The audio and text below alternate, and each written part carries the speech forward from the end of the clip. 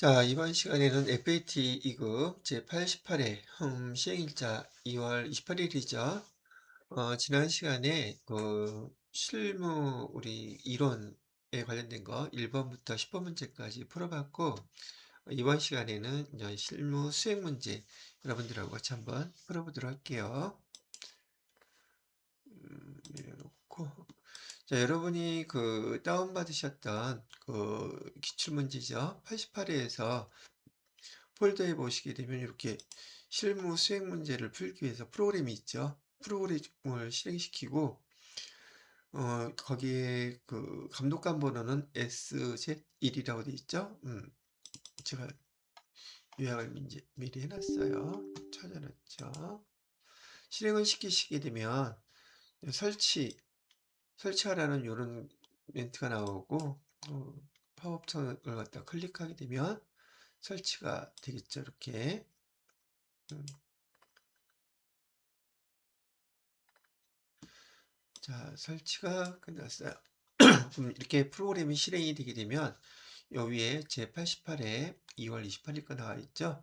여기 감독관 번호에다가 SZ1, SG1이라고 되어 있죠.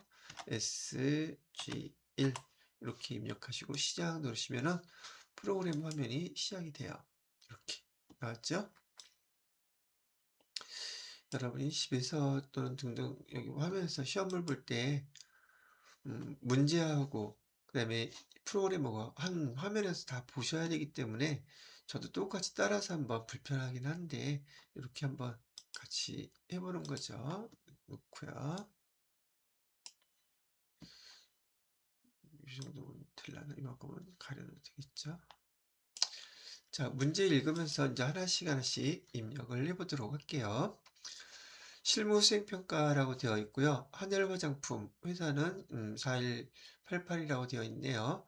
이 회사가 무엇을 하는 회사인지 봤더니 여러분들이 이 문제를 볼 때 무슨 회사인지 꼭 아셔야지 돼요. 문제를 풀다가 보면은 이게 어떤 회사인지에 대해서 거기에 해당되는 상품, 그죠? 제품이라든지 상품이 뭐에 해당되는지가 나오기 때문에 이거 이렇게 돼. 자, 그래서 여기 화장품을 도소매업으로 운영하는 개인 기업이라고 나와 있어요. 여러분이 FAT 2급에서만 개인 기업이고 FAT 1급 이상부터는 다 법인 기업들이에요. 그래서 일단은 FAT 2급 기초 과정에서는 개인 기업을 상대로 해서 회계 처리 문제가 나온다는 정도만 이해하시면 될 것 같아요. 아, 화장품을 도소매업하는 회사구나 정도만 이해하고 넘어갑니다. 자, 그 다음에 실무 수행 첫 번째 기초정보관리의 이해라고 되어 있죠. 여기 프로그램에 보시게 되면 기초정보관리라고 나와 있는 이 파트에서 문제들을 냈다고 보시면 돼요. 자, 거래처 등록을 해달라고 하네요. 거래처 등록은 보니까 은행이에요. 자료 설명을 보니 하나은행에서 계좌를 개설하고 기업 자유예금, 보통예금 통장을 발급받았다고 얘기를 하고 있죠. 자, 우리가 이제 해야 될 거, 수행 과제는 뭐냐면, 통장을 여기 내용을 참고해서 거래처 등록을 해주세요 얘기했고, 코드 번호 알려 줬어요. 금융기관명은 여기 쓰면 될 거고요. 그 다음에 얘가 보통예금 통장이니까 보통으로 등록을 해달라고 하네요. 그럼 여기 프로그램에 보시게 되면, 여기 거래처 등록이라고 해서 여기 나왔던 내용 그대로 있죠. 거래처 등록을 클릭해서 열어주시면 돼요. 자, 그리고 여기 탭이 세 가지가 있는데 일반 거래처일 경우는 이 탭에서, 그 다음에 금융거래처일 경우는 지금처럼 금융거래처에서 여기서 입력해 주시면 되고요. 그 다음에 카드 거래처일 때는 카드 여기를 클릭해서 입력해 주시면 돼요. 여기 코드 번호가 98005라고 되어 있죠. 여기 그대로 입력해 주시면 됩니다. 005 이렇게 해주시고요. 금융기관명은 하나은행, 아이고, 가로치고 보통예금 통장이라고 표시를 이렇게 해주셔야겠죠. 자, 그런 다음에 계좌번호 입력을 해주셔야 돼요. 계좌번호는 여기서 직접 입력하는 게 아니라 옆에 요 칸에다가 입력해 주시면 돼요. 하이픈도 마찬가지로 같이 입력해 주셔야 돼요. 527 다시 910004 다시 22456 엔터 치면 되겠죠? 자, 이렇게 입력을 해 주시고요. 그 다음에 여기 계좌 개설점이라고 되어 있죠? 이 계좌 개설점 서대문이라고 되어 있어요. 여기 물음표 눌러서 우선은 하나은행 이거 해주시고요. 그 다음에 여기다가 서대문. 회사에서는 이렇게 우리가 계좌를 개설하게 되면 계좌 개설한 내용들 지금 여기에는 제한적으로 몇 개만 나왔는데 여기 입력해 줄 수 있는 것들은 거래처에다가 다 입력해 주시는 게 실무 업무상 사용하기가 편리합니다. 그다음에 여기 보시게 되면 예금 종류라고 나와 있죠. 예금 종류 보통 예금이라고 되어 있었으니까 여기 보통이라고 써 있는 것도 보이시죠?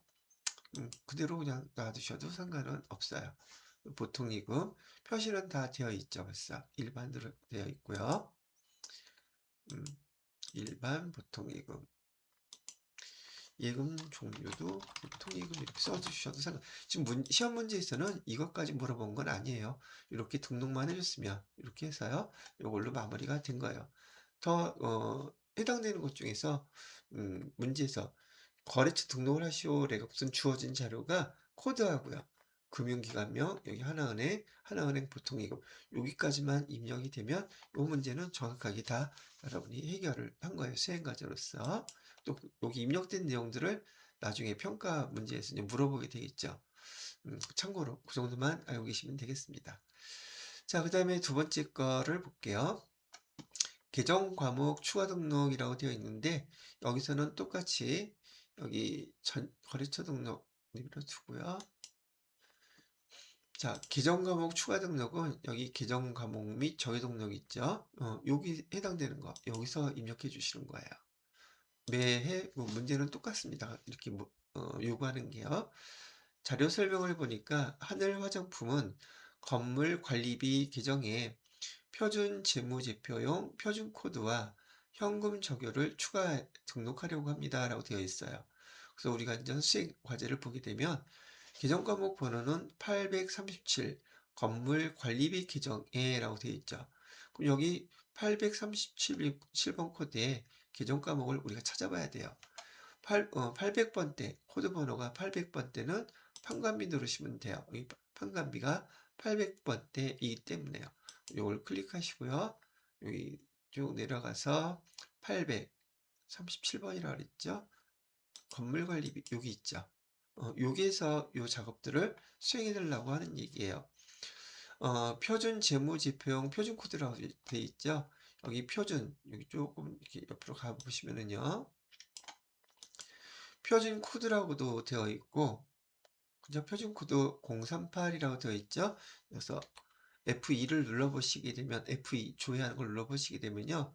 코드 번호 038이 있어요. 038 요거죠. 요거 선택하시면 돼요. 그러면 038에 건물 관리비 나와 있죠? 이렇게 등록만 해주시면 돼요. 아, 근데 여러분들한테 이거 선생님들이 설명해 주실지는 모르겠는데 이 표준 재무제표용 표준 코드 요거를 등록하는 이유는요.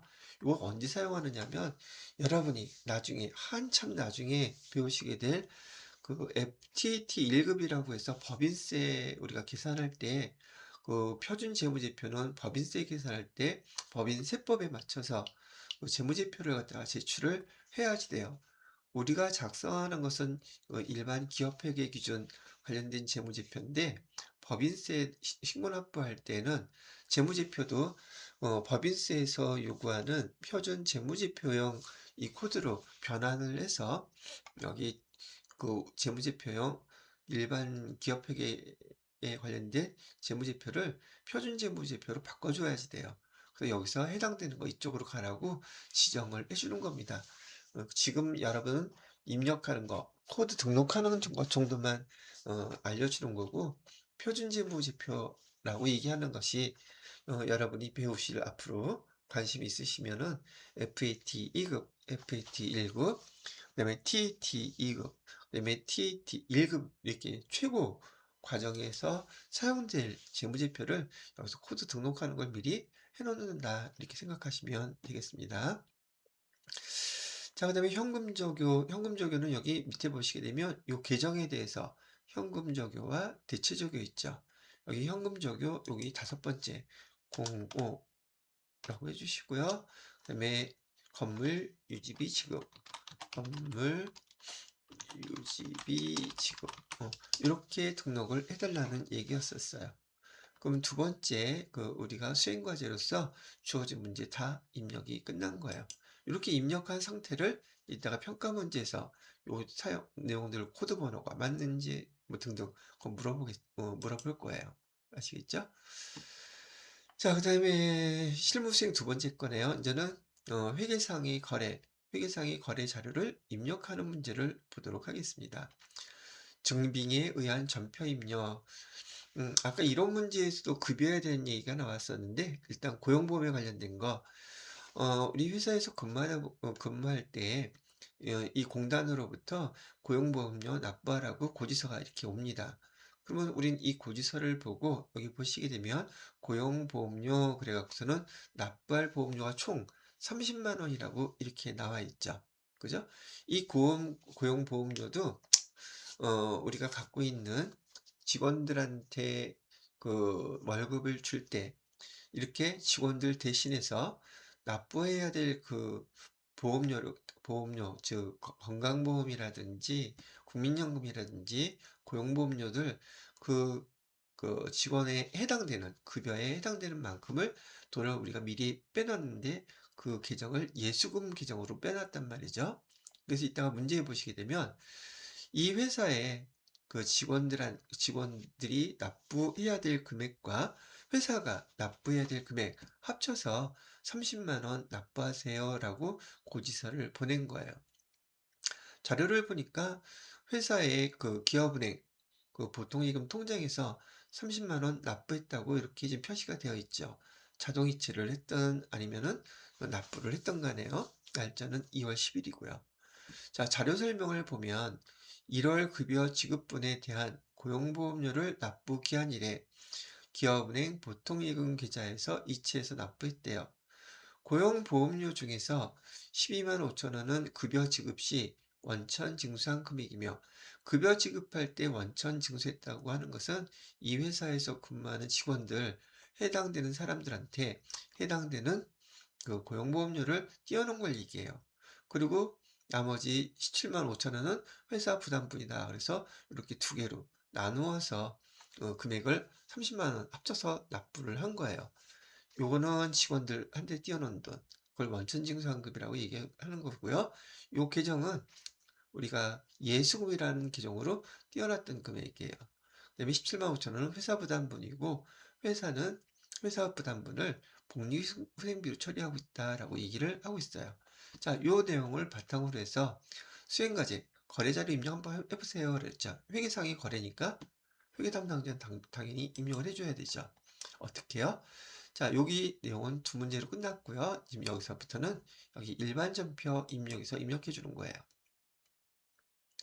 여기 날짜를 보시게 되면 납부한 날짜가 2월 10일이죠.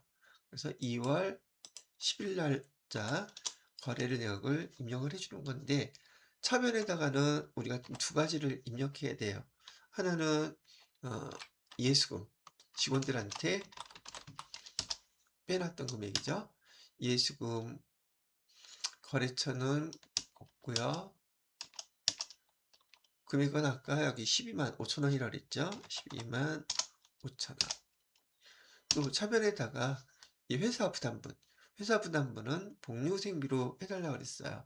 F2 눌러서 복리후생비 치면은 우리는 FAT 2급에서는요 여기 500번대, 600번대, 700번대 다 사용하면 안 됩니다. 반드시 800번대만 사용하셔야 돼요. 800대 복리후생비 해가지고 금액은 17만 5천 원 이렇게 쳐주시고 그다음에 대변에다가 보통예금에서 30만 원 빠져나갔죠. 그래서 보통예금은 103번 여기서 주의하셔야 될 것은 보통예금은 회사에서 보통예금 통장이 한두 개가 아니에요. 그래서 여기 우리 AT 자격 시험에서는 보통예금 통장의 거래처 어느 은행인지 금융기관을 반드시 써주셔야 됩니다. 이걸 써주지 않으시면 감점 내지는 오답 처리합니다. 그래서 여기 기업은행이라고 얘기했죠. 평가 문제에서 나중에 물어볼 때도 각 은행 보통예금의 각 은행의 보통예금 계좌의 잔액이 맞는 거 틀리는 거 물어볼 거예요. 근데 이게 잘못 들어가 있으면 그 잔액이 틀려지겠죠. 여기는 기업은행이라고 했으니까 여기다가 기업 은행 조정에서 조회하셔서 이렇게 선택을 해주셔야지 돼요. 그 다음에 금액은 30만 원. 이렇게 입력을 해주시면 여기 수행 과제에서 물어봤던 질문 사항에 대해서 여러분이 정확하게 잘 입력을 하신 거라고 보시면 된다는 얘기죠. 되셨죠? 자, 이렇게 또 해드렸고요. 그 다음 문제로 한번 넘어가 보도록 할게요. 자, 이번에는 재고자산의 매출거래. 재고자산, 우리가 판매 목적으로 갖고 있는 자산을 우린 재고자산이라고 불러요. 거래명세표를 보니까 3월 22일 날 이런 거래가 있었네요. 그죠? 자, 읽어보니까 우리 하늘 화장품에서 자연민이라는 거래처에다가 물건을 판매를 하고 그 금액하고 수량하고 쭉 이렇게 나와 있는 거래 명세표를 받았다는 얘기예요. 자료 설명을 보니까 주 자연미인의 상품이라고 되어 있죠. 여러분들이 이제 상품, 제품 나중에 이거 구분을 정확하게 하셔야 되는데 일단 여기서 상품이라고 얘기했어요. 매출하고 대금 중 400만 원은 자기합수표로 받았고요. 잔액은 외상매출금이겠네요. 다음 달 10일 날 받기로 했다. 거래자료 입력해 보세요 라고 되어 있죠. 이 자료를 보고선 날짜는 3월 22일을 선택할게요. 3월 22일 해주시고요. 차변에 지금 우리가 상품을 갖다가 매출했다고 할 때는요. 우선 상품 매출이라는 기정 400번대 그 매출 계정을 사용하셔야지 되고 그 설명하면서 그냥 뒤편부터 할게요. 상품 매출을 하게 되면 여기 코드 상품 매출이라는 코드는 수익 계정이에요. 손익계산서에 그 매출액이 있죠. 그 수익 계정이라서 여기 상품 매출이라고 치게 되면 401번이라고 되어 있습니다.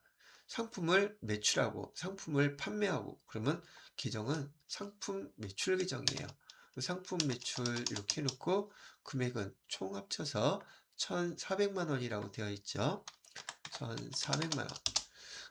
간혹 여러분이 처음 회계 배우시면서 상품을 팔았다고 하면 여기다가 상품 매출 코드 번호 401번이 아니라 많은 부분이 여러분이 상품이라고 하면 재고자산 계정인 요거 상품이라고 쓰시는 분들이 좀 많은 편이에요. 이 상품 146번 코드 번호는요. 얘는 재고자산이에요. 판매한 게 아니라 우리가 지금 창고에 갖고 있는 상품을 뜻하는 거예요. 그거를 팔았을 때에는 상품 주는 게 아니라 상품 매출이라고 해서 코드 번호도 달라요. 이게 손익계산서의 매출액이라는 매출 계정이거든요. 그래서 상품 매출이라고 해야지 이걸 상품이라고만 치게 되면 분기가 틀리는 거고 계정도 잘못 사용하는 것이고 여기 매출이라는 개념을 제대로 이해를 못하는 케이스가 된단 말이죠. 이 문제는 상품이라고 쓰면 감점이 아니라 이거는 오답이에요. 아예 계정 자체가 틀린 거기 때문에 다른 거기 때문에요. 그래서 상품을 팔았다 할 때는 초보일 때 처음 배우시면서 많이 실수하는 부분이니까 실수하지 않도록 잘 기억을 해두시기 바라고요. 차변에 우리가 분기할 때 회계 담당자들이 분기할 때 차변은 대변은 항상 주거니 받거니 기브앤테이크예요. 내가 상품을 팔아서 이만큼을 줬다면 받은 게 있어야 되겠죠. 문제에서 보니까 대금 중 400만 원은 자기합수표를 받았대요. 자기합수표를 받았을 때 우리한테는 현금이라고 배웠죠. 현금이라고 해서 얼마를 받았다? 400만 원 받았다. 자, 그 다음에 나머지 1,000만 원은 다음 달 10일에 받기로 했으니까 얘는 외상 매출금이죠. 외상 매출금은 채권 계정인데 얘 누구한테 받을 거예요? 거래처를 써놓지 않으면 얘는 아직 받지 못한 거잖아요. 현금은 받았으니까 거래처가 필요 없습니다. 내 손에 벌써 들어왔으니까. 근데 외상매출금은 내가 받아야 될 우리가 배울 때 채권, 채무 계정에는 반드시 거래처 입력하도록 되어 있고 그 입력하지 않으면 오답 내지는 감점이에요. 그렇기 때문에 매출 계정, 그러니까 채권 계정과 채무 계정에는 반드시 거래처 입력하는 것도 여기 AT 자격 시험에서는 금융거래처도 반드시 금융기관 입력해야 된다는 거 기본적으로 기억을 꼭 하고 계셔야 합니다. 자, 거래처는 어디라고 되어 있나 봤더니 자연민이래요. 자연민 이렇게 반드시 써주시고요.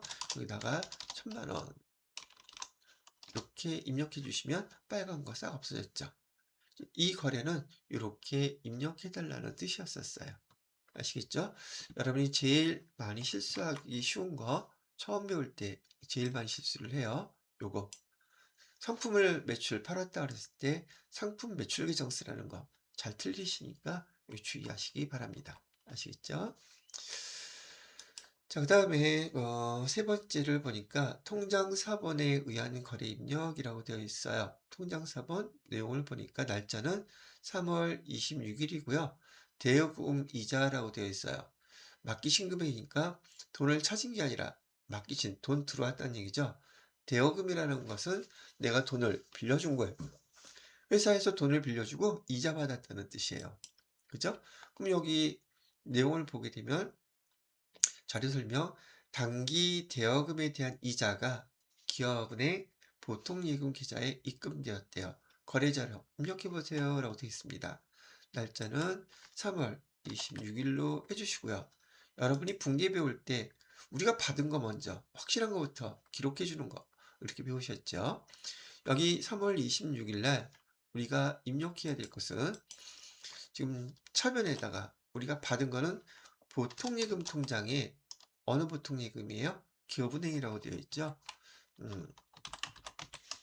기업은행 보통예금 통장으로 돈을 받았대요. 얼마? 50만 원. 근데 이 돈이 왜 들어온 거예요? 들어온 이유가 이자를 받았다고 얘기를 했죠. 여기다가는 이자 수익이라고 해보시게 되면 이자 수익 이렇게 나와 있죠. 거래처는 이렇게 넘어가시고요. 이자 수익으로 50만 원. 자, 여러분들이 잘 틀리는 것 중에 하나 또 이런 거 있는 거 아시죠? 어떤 게 있느냐면 아까 제가 채권 계정에는 거래처 반드시 입력해 달라고 그랬죠. 또 있어요. 어디도 입력해 줘야 돼요? 채무 계정. 채권 계정과 채무 계정에는 반드시 거래처 입력해 주어야 한다고 얘기를 하는 거죠. 그러면 채권 계정에는 우리 이런 시간에 잠깐 배웠던 재무상태표에 보면 그 채권에는 보통 매출 채권이라는 용어가 있어요. 여러분이 배우셨던 거 복습한다 생각하세요. 근데 처음 배울 때는 상당히 중요하기 때문에 여러분들한테 제가 한번 다시 복습 겸 그 계정을 설명해 드리는 거예요. 매출 채권에는 외상 매출금이 있어요.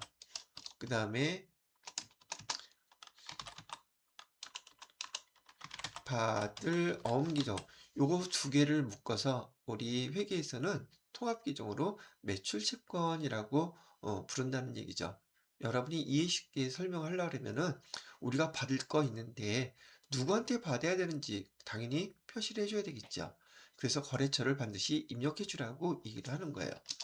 자, 그 다음에 구분하기 위해서 기타 채권이라는 게 있어요. 기타 채권에는 뭐가 있느냐면 무슨 단기 대여금 단기 대여금 규정은요, 단기 투자 자산에 해당되는 것이기도 하고요. 기타 채권에도 해당이 돼요. 얘는 깍두기처럼 양쪽에 다 포함이 되는데 단기 대여금도 성격이 채권이란 말 뜻은 누구한테인가 뭘 줬는데 상품이나 돈을 줬는데 내가 아직 못 받았다. 받을 권리가 있다는 뜻이거든요. 그래서 단기 대여금도 기타 채권에 해당돼서 거래처 반드시 입력해 주셔야 되고요. 그 다음에 미수금 있죠. 우리 상품이나 제품 이런 거 이외에 다른 거 팔고 돈을 못 받았을 때 미수금 계정도 반드시 우리가 거래처 입력을 해 주셔야 된다는 얘기예요. 자, 그다음에 이 미수금하고 그다음에 선급금 배웠었죠? 선급금은 일종의 계약금인데 계약금도 계약이 성사되면은야 물건 받고 나머지 잔액 주면 되지만 그 계약이 해지됐을 때 또 계약이 이루어지지 않았을 때 되돌려 받아야 되잖아요. 내가 돈을 먼저 준 거기 때문에 얘도 먼저 나중에 돈을 돌려받아야 될 거라서 거래처 어디다가 저기 받아야 되는지 거래처를 반드시 입력을 해 주어야 되는 계정 중에 하나예요. 자, 이렇게 하면은 채권 그러면 여러분이 그 계정 과목 암기하실 때처럼 암기하지 않으셨다 할지라도 여기서 채권 그러면 이걸로 최소한 여기 해당되는 계정 통합 계정과 구분 계정이라도 지금 그때그때 문제 풀 때마다 그거 보면서 암기를 해 놓으세요. 도움이 많이 돼요. 꼭 필요한 것이기도 하고요. 매출 채권과 기타 채권으로 나누어진다. 매출 채권 안에는 외상 매출금, 바드러움이 있다. 기타 채권에는 방기대여금, 미수금, 청구금 이런 것들이 있다. 이렇게 기억을 해 두시라고 말씀을 드리는 거예요. 채권이 있다면 당연히 채무도 거래처 입력을 해 주셔야겠죠. 그러면 거래처를 입력해 주는 이건 뭐가 있느냐? 여기 채권에 반대되는 계정으로 비교해서 써드릴게요. 매출 채권의 반대말은 매입 채무예요. 매입 채무. 매입 채무 계정에는 외상 매출금의 반대 계정인 외상 매입금 계정이 있고요. 그다음에 바드럼 계정의 반대 성격인 지급 어음이 있어요. 이 두 가지를 우린 매입 채무라고 불러요. 기타 채권에 반대되는 개념에는 기타 채무라고 불러요. 기타 채무에는 단기 차입금 있고요. 그 다음에 미수금에 반대되는 개념인 미지급금이라는 게 있고요. 선급금에 반대 개념인 선수금 이렇게 있다는 말이죠. 그래서 채권 계정, 채무 계정 가장 대표적인 계정들이고 꼭 암기가 되어 있어야 될 계정들이에요. FAT 1급 다음 과정에서도 아니 실무에서도 여러분이 음, 주장창 써야 될 계정들이기 때문에 꼭 암기가 되어 있으셔야 되고 자격시험에서 자격증을 취득하기 위해서도 꼭 필요한 계정이라고 그렇게 알고 계시면 되겠습니다. 자, 그 다음에 꼭 거래처 입력해야 되는 거 어디라고 그랬었죠? 아까 금융기관 금융기관의 은행, 그다음에 카드사 말하는 거죠. 뭐 이런 금융기관들에 대해서도 반드시 거래처 입력하게끔 돼 있어요. 하여튼 아까 말씀드렸던 것처럼 반드시 입력해야 될 거래처 입력이 안 되면 감점 내지는 오답 처리가 되니까 이 거래처 입력하는 거 되게 중요하다는 얘기를 해드리는 거예요. 이렇게 하면 여러분이 FAT 2급 처음 배우시면서 계정들 암기하는 게 많이 어렵다고 하시는데 이 과정을 정확하게 다 처리하고 넘어가셔야지 FAT 1급 때 여러분이 좀 더 수월하게 학습을 하실 수 있어요. 왜냐하면 급수가 올라갈수록 앞에서 배웠던 내용들, 걔를 근거를 기반으로 해서 그 다음 거, 그 다음 거 한 단계씩 업그레이드 되기 때문에 이거 해놓고 안 해놓으시면 요거 해서 자격증 땄다고 만세 부를 게 아니라 FAT 1급, 그다음에 TAT 2급 이렇게 계속 나갈 때 이 기반이 탄탄해야지 여러분이 수업 해나가실 때 수월할 테니까 꼭 암기해 놓으시라고 다시 한번 강조해 드리는 겁니다. 아시겠죠? 자, 이 정도 그냥 설명을 끝내고요. 중요한 건 다 설명이 끝났고요. 여러분이 좀 그래도 이해하기 편한 거, 원포인트 레슨이라고 해야 될까요? 원포인트 레슨을 한다면 계정 중에서 여러분이 손익계산서 계정인 수익계정과 그 다음에 비용 계정 있죠. 수익과 비용 계정에는 거래처 입력을 하지 않으셔도 돼요. 실제로 할 필요가 없습니다. 뭐 참고 삼아 초보 회계 담당자들이 입력하고 그러는데 수익 계정, 비용 계정에는 거래처 입력할 필요 없습니다. 하지 않으셔도 되고요. 근데 뭐 엔터 치다 보면 뭐 거래처 입력이 되는 경우도 있어요. 근데 시험 문제에서는요. 여러분이 계정 과목도 다 암기가 되어 있지 않은 상태에서 암기를 해놨다 할지라도 왔다리 갔다리 할 때가 있어요. 얘 거래처 입력하는 거야? 안 하는 거야? 이렇게 헷갈릴 때 있죠. 그럴 때는 입력하세요. 왜? 입력해야 될 때 안 하면 감점이나 오답이지만 입력 안 해도 되는 계정에다가 입력했다고 해서 틀렸다고 하지는 않거든요. 그러니까 이왕이면 그렇게 알아두시면 시험 보실 때 하나의 팁이 되지 않을까 싶은 생각이 드네요. 그래도 여러분이 회계 담당자라면 정확하게 입력해야 될 계정과 입력하면 안 되는 계정을 정확히 구분하고 계셔야 된다고 저는 생각을 하니까 참고로 해주시기 바랍니다. 자, 그 다음에 4번 문제로 넘어가 볼게요. 여비정산. 아까 우리 이론 문제에서도 출장 갔을 때 가지급 정산하는 거 잠깐 배웠었는데 여기도 보니까 여비정산서 출장을 갔다가 와가지고서는 정산하는 내용을 설명하고 있네요. 이런 때 풀어봤던 거 한번 복습 겸 다시 한번 설명을 해봐 드릴게요. 내용을 보니까 영업부 대리 홍성주 날짜는 이렇게 됐고요. 부산 출장 목적 이런 거. 자, 출장비 지급받은 금액이라고 그랬죠? 가지급금 회사에서 지급했던 거예요. 그러면 아까 어떻게 한다 그랬죠? 차변에 가지급금, 대변에 보통예금 이렇게 줬다고 가정한다 그랬었죠. 자, 이렇게 돈을 받아가지고 실제로 쓴 게 35만 원을 썼대요. 30만 원을 받았는데 35만 원을 썼다 그러면 5만 원은 다시 회사에서 여기 직원한테 돌려줘야 되겠죠. 추가로. 그래서 추가 지급액 5만 원은 홍성주 이 사람 개인한테 회사에서 돈을 지급해 주어야 돼요. 자, 아까도 뭐라고 얘기했었냐면 출장 가서 숙박비, 그다음에 식비, 교통비 이런 것들은 별 특별한 게 없죠. 접대비는 별도로 계정을 구분해서 써야 되지만 그렇지 않은 경우에는 다 여비 교통비라고 쓰라고 제가 아까도 얘기를 해드렸죠. 자, 그러면 여기 날짜대로 한번 분개를 해볼게요. 자료 설명도 한번 볼까요? 4월 18일 출장을 마친 직원의 여비 정산 내역을 보고받고 잔액은 현금으로 지급했다고 그랬어요. 자, 날짜는 4월 16일에 거래 확인 후 정산일자 회계 처리를 입력하고 출장비 지출 내역은 하나의 계정 과목으로 회계 처리 다 묶어서 여비교통비 쓰라는 얘기예요. 가지급금은 거래처 입력할 것 있죠. 제가 아까 가지급금은 정산하기 위해서 직원 누구한테 돈을 줬는지 꼭 거래처 써야 됩니다 라고 알려드렸죠. 조금 전에 매출 계정, 그 다음에 채권 계정과 채무 계정, 그 다음에 금융거래처, 거래처 입력하라고 얘기했었죠. 이 가지급금, 요 계정도 가짜가 들어가는 계정 있죠. 가지급금, 가수금, 요 계정도 누구한테 받았는지 거래처 주어진 자료는 반드시 입력해야 되고, 시험 문제 용도뿐만이 아니라 실무 업무에서도 반드시 거래처 입력을 해 주셔야 합니다. 그래야 정산을 할 수 있으니까요.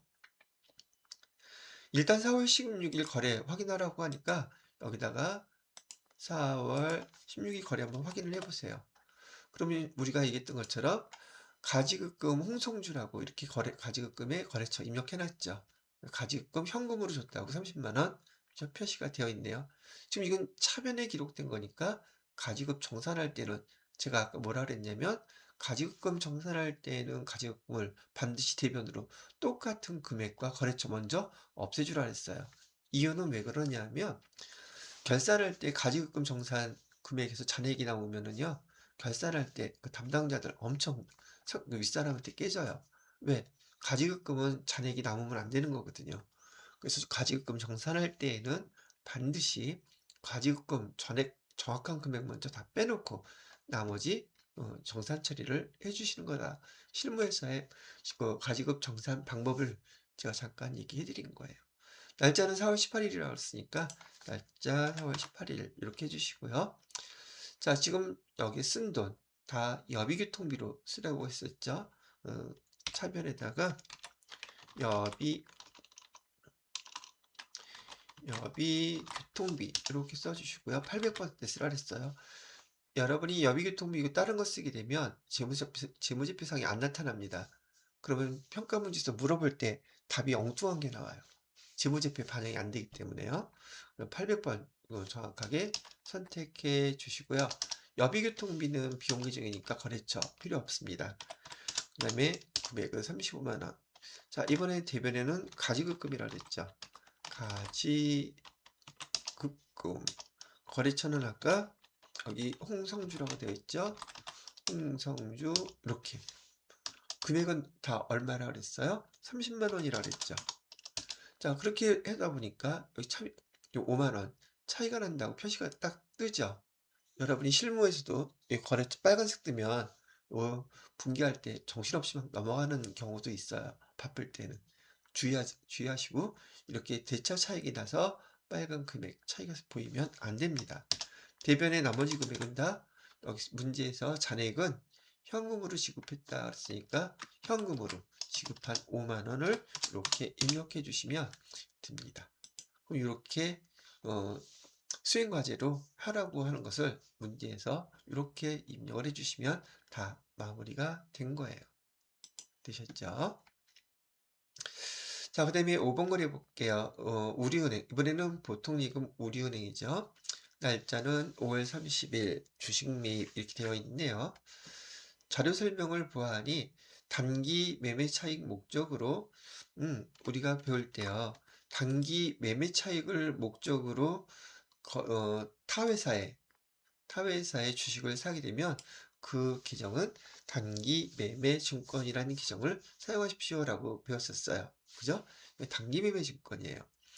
주식은 100주, 액면은 만원, 주당 3만원에 지금 단기 시세 차익을 목적으로 하는 주식 거래일 때는 단기 매매 증권을 쓰고 시세 차익이 목적이기 때문에 주식이 나오게 되면 반드시 이렇게 액면가액도 알려주고 시가도 가르쳐줘요.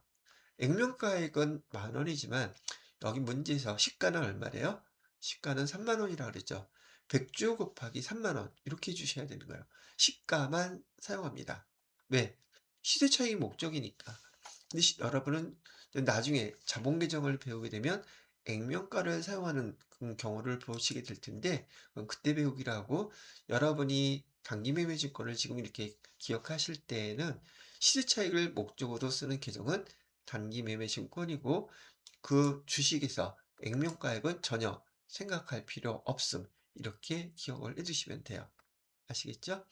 자, 매입하면서 주식 사게 되면 요즘 아주 주식이 난리인데 너도 나도 비투해 갖고선 자기 주식을 한다고 뉴스에 나오더라고요. 많이들 관심이 있으신 거, 저도 관심이 있지만 많이들 있으신가 보더라고요, 주변에.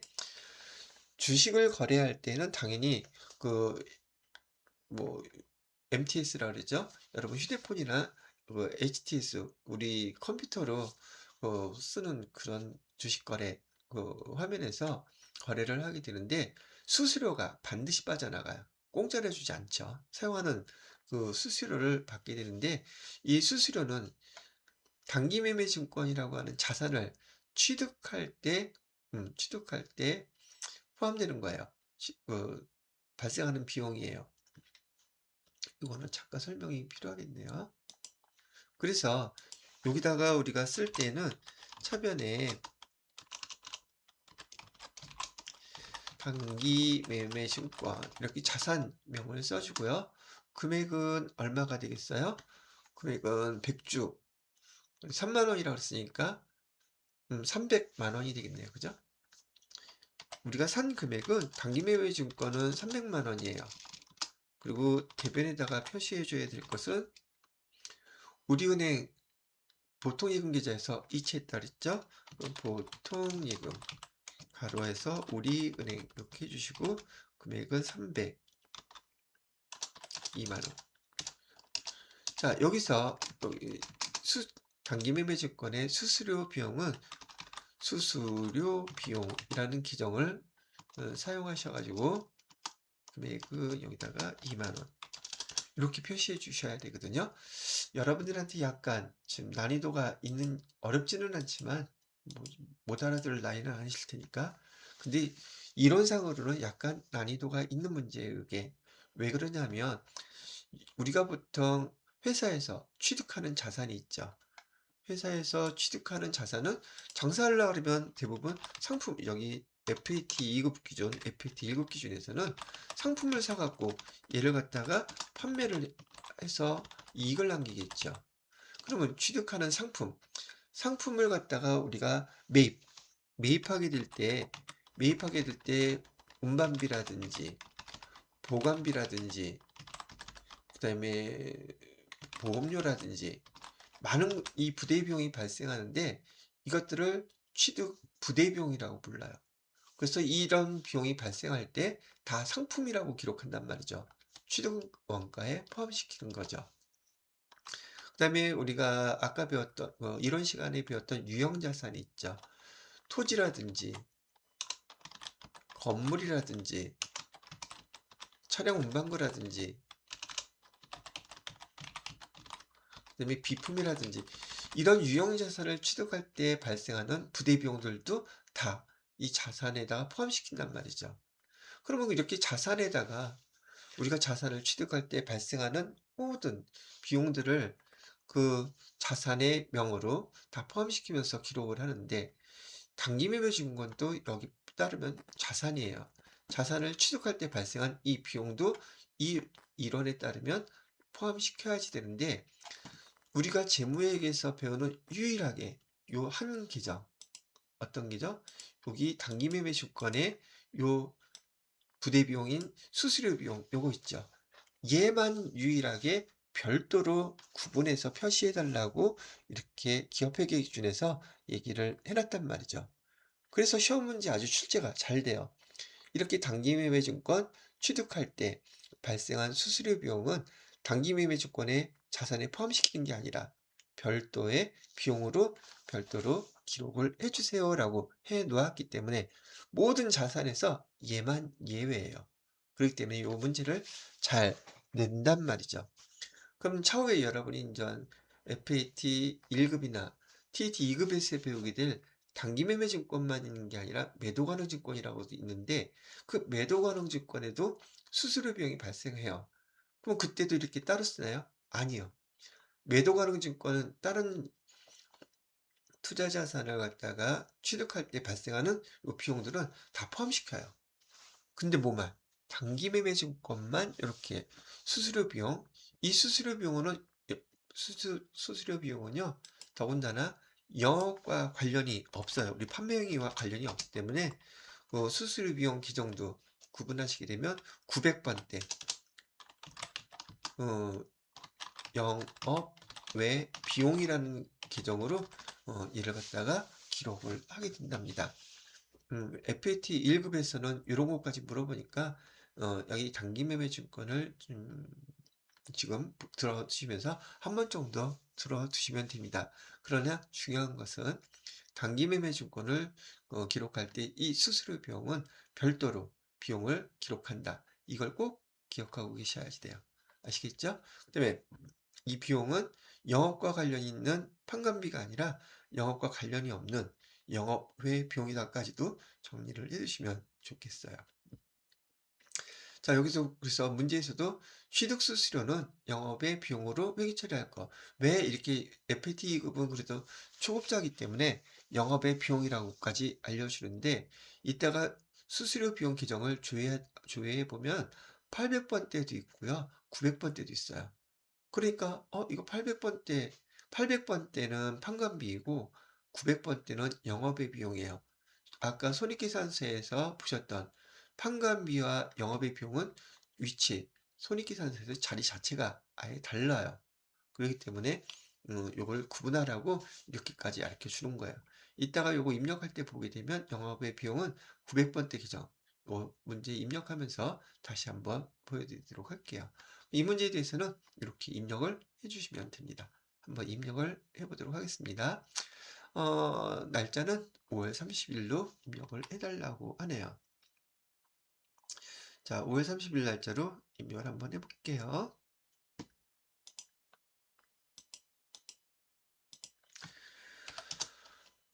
차변에 보통 여러분이 좀 저는 이렇게 코드 번호 그냥 암기를 해서 하도 많이 했으니까 암기해서 이렇게 치게 되는데, 여러분이 자격 시험 볼 때도 그렇고 실무 업무를 볼 때도 그렇고 회계 관련된 코드 번호는 암기해서 이렇게 정확하게 치는 걸 전 추천을 드립니다. 여러가지로 좋은 일들이 많이 생겨요. 업무 효율성도 그렇고 남들이 보기에도 이 업무를 되게 잘하는 것처럼 보인단 말이죠.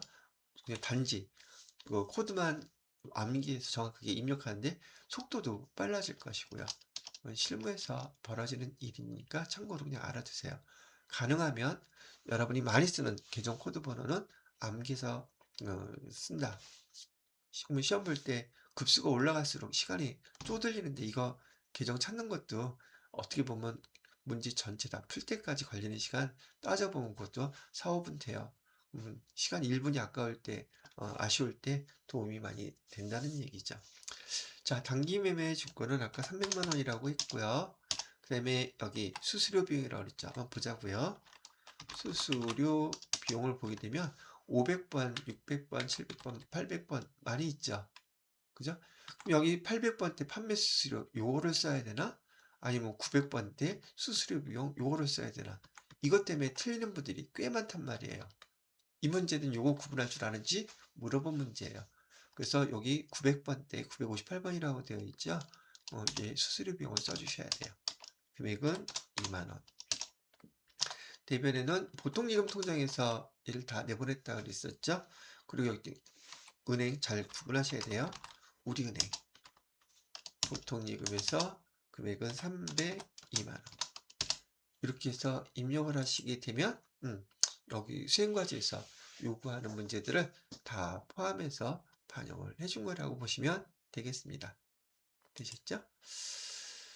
자, 이렇게 입력을 했고요. 그 다음에 6번째 문제 보도록 하겠습니다.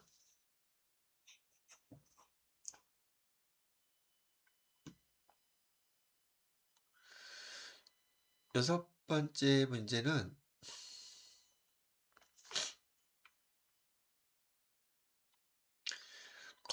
유무형자산의 구입이라고 되어 있네요. 거래명세서.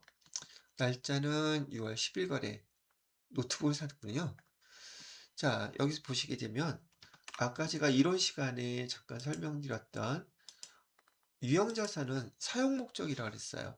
또는 영업용이라고 얘기되어 있고요. 또 때로는 업무용으로 뭘 샀다 이렇게 얘기가 나올 때가 있다 그랬어요. 여기 자료 설명을 보시게 되면 사무실에서 사용하리라고 되어 있죠. 요 말 들어가면 이거 유형자산에서 계정을 골라야겠구나 라고 생각을 해야 돼요. 노트북을 구입하고 구매 대금은 다음 달 말에 지급하기로 했다. 외상으로 되어 있는 거죠. 자, 우선은 여기 유형자산이기 때문에 여기서 자산으로 처리할 것 있죠. 노트북을 샀는데 사용할 목적으로 노트북을 사야 되면 우선 유형자산의 계정들을 떠올리셔야겠죠. 유형자산 중에서 토지라고 쓸까? 건물이라고 쓸까? 그 다음에 촬영문방구라고 쓸까? 기계장치라고 쓸까? 비품이라고 쓸까? 여기서 우리가 배웠던 게 있다면 노트북은 우리가 비품이라고 쓰기로 배웠었죠. 그래서 자산 처리하라고 힌트를 그나마 준 것이 FAT 2급 기초과정이기 때문에 이렇게 말을 알려주는 거예요. 유형자산에서 노트북을 사용할 수 있는 계정. 예, 그거는 뭐죠? 비품이죠. 그래서 차변에는 비품이라고 기록해야 될 것이고, 비품. 우리 회사에서 저기 상품이나 제품 이런 걸 산 것이 아니라 이렇게 상품 이외에 다른 걸 사고 돈을 나중에 지급하기로 했다면은 얘는 외상 매입금이라고 쓰지 않고 외상이라고 했다고 하더라도 외상 매입금이라는 계정을 쓰면 절대 안 돼요. 상품 이외에 다른 걸 사고서 돈을 어, 외상했다면 걔는 미지급금이라고 쓰셔야 되는 거예요. 아시겠죠? 기준이 상품을 기준으로 합니다. 우리 회사에서 팔고 사고 하는 상품 있죠. 상품을 사오고 돈을 안 줬다? 그럼 외상매입금이에요. 근데 이 이외가 다른 것을 사고서 거기 뭐 노트북도 있을 것이고 선풍기도 있을 것이고 뭐 사무용품도 있을 것이고 건물도 있을 것이고 차량 운반구도 있을 것이고 기계장치 별의별 게 다 있겠죠. 모든 것이에요. 모든 것을 사고서 돈을 지급하지 않았다 그러면은 이때는 외상 매입금을 쓰지만 그 이외의 것을 사고 돈을 지급하지 않았다 그러면 계정 뭘 쓰라고요? 미지급금 쓰시라고요. 미지급금 아까 매입 채무죠.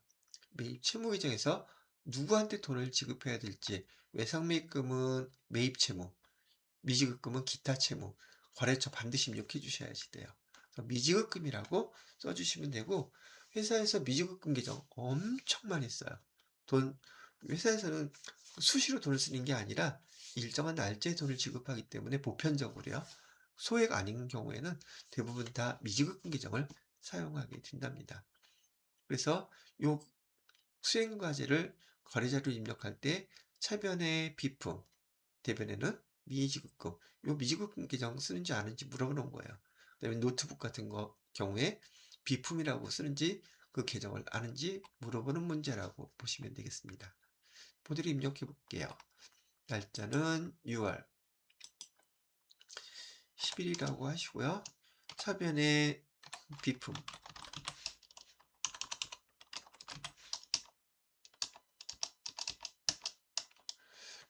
비품 금액은 300만 원이고요. 대변에다가는 보통 예금이 아니라 미지급금이라 그랬었죠. 그래서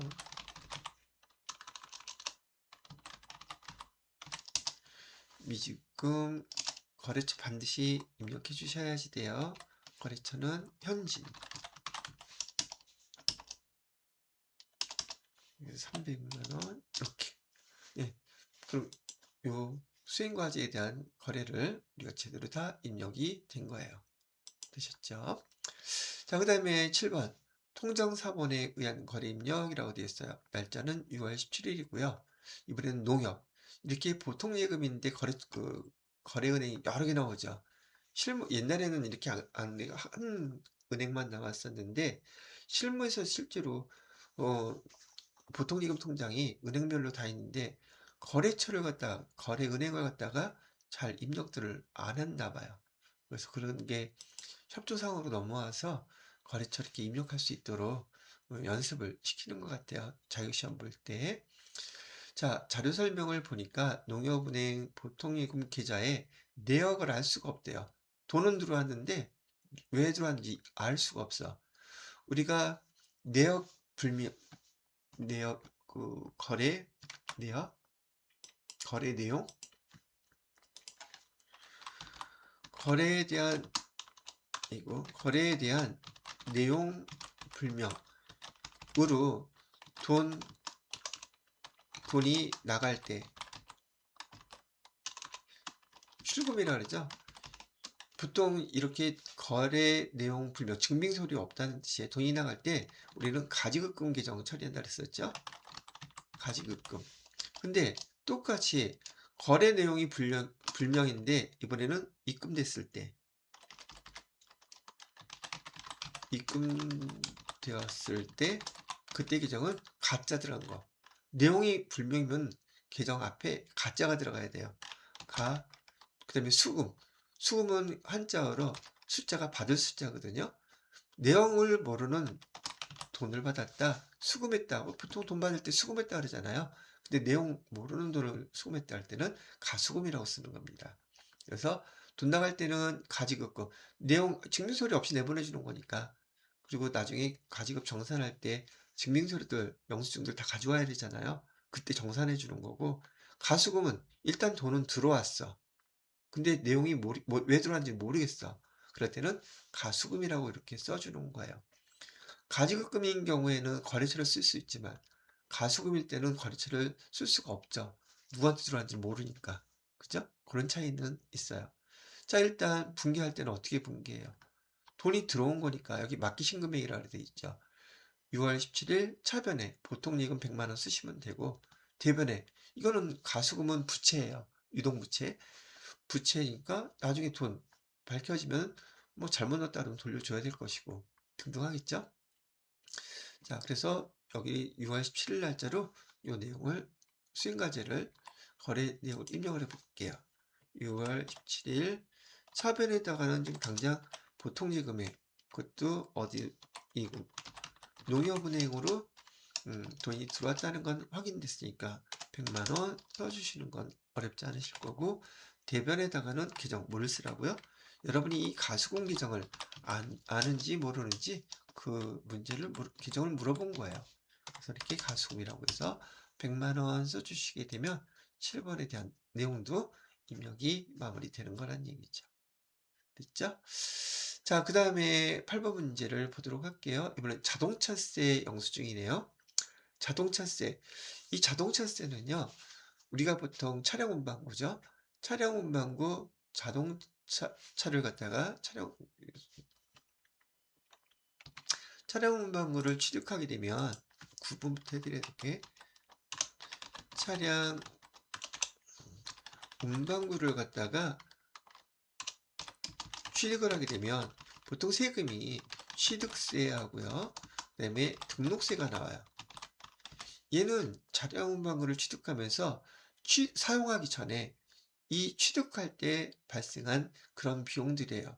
그래서 세자가 들어가면 세금이긴 한데, 얘를 세금과 공과라고 하는 세금으로 비용으로 처리하는 게 아니라 얘는 차량 운반구라고 규정을 써야지 돼요. 자산에 포함시켜주는 거예요. 차량 운반구에 아까 얘기했던 부대비용 포함시켜주라는 걸 있었죠. 그래서 차량 운반구에 포함시켜주는 세금이에요. 취득할 때 부대비용으로 보니까. 우리도 표시 한번 해드릴까요? 복습할 때 혹시 도움되라고. 얘는 뭘로 본다? 취득 부대비용으로 보는 거예요. 취득할 때 발생한 비용. 그래서 차량 운반거라고 쓰는데, 이 자동차세는요, 이렇게 차량 운반거 취득이 끝나고 몰고 다녀야 될 거 아니에요? 영업을 하기 위해서. 몰고 다니면서 사용할 때 발생하는 세금이에요. 그래서 사용할 때 발생하는 세금은 말 그대로 우리가 세금으로서 납부하는 거기 때문에 세금과 공과라는 규정을 사용합니다. 그래서 여기 6월 30일 날 보면 2025년 상반기 업무용 승용차에 대한 자동차세 사용하면서 발생하는 그 세금은 비용 처리하는 거야. 비용 계정의 이름은 세금과 공과라고 쓰면 되는 것이고요. 아시겠죠? 얘는 현금으로 납부했다 그러니까 6월 30일 날짜 출금 전표로 해서 세금과 자동차세는 우리가 쓰는 계정 세금과 공과에 해당되죠. 이렇게 사용해서 써주시면 되겠습니다. 날짜는 6월 30일자로 쓰면 출금 전표 현금은 나갔으니까요. 여기다가 세금과 공과 세금이니까요. 800번대로 이렇게 해서 금액은 42만 5천원 이렇게 입력해 주시면 되겠죠. 8번 문제는 이렇게 거래자료를 입력해 달라는 문제였다는 거죠. 되셨는지요? 자, 그 다음에 뭐 출금으로 안 하고 뭐 현금으로 대변에 현금 이렇게 쓰셔도 상관은 없어요. 다 괜찮습니다. 자, 이번에는 실무생, 2번은 끝났고요. 실무생 3번 문제, 전표 수정 문제가 나와 있네요. 자료를 보니까 자료 설명부터 보도록 하죠.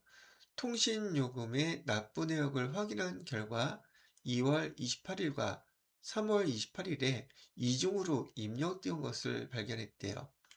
그래서 우리가 어떻게 하라는 얘기냐면 3월분 청구서를 참고하여 적절하게 수정하시오라고 되어 있네요. 회사는 작성일자로 미지급금을 계상하고 납부 기한일에 자동 이체해서 지급 처리하고 있다고 얘기하네요. 그러면 2월 28일 날, 3월 28일 날 두 개 이중으로 입력되어 있는데, 지금 여기서 납부할 때는 납부기한일이라고 되어 있잖아요. 여기 납부기한일을 보시게 되면